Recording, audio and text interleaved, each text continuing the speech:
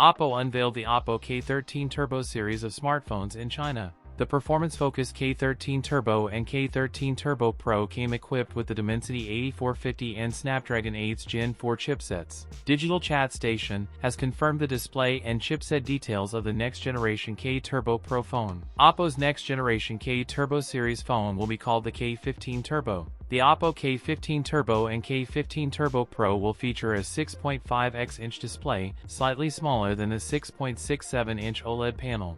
The Snapdragon 8 Gen 5 is expected to deliver slightly lower performance compared to last year's Snapdragon 8 Elite. It is still too early to predict the launch timeline of the OPPO K15 Turbo series. If OPPO follows a 6-month upgrade cycle, the device could debut around November. On the other hand, if it adheres to a 1-year cycle, the launch may take place in April 2026. It is best to wait for further reports to get more clarity on the K15 Turbo series. That's it for today's video. If you enjoyed it, don't forget to like, comment, and subscribe for more content. Thanks for watching, and I'll see you in the next one.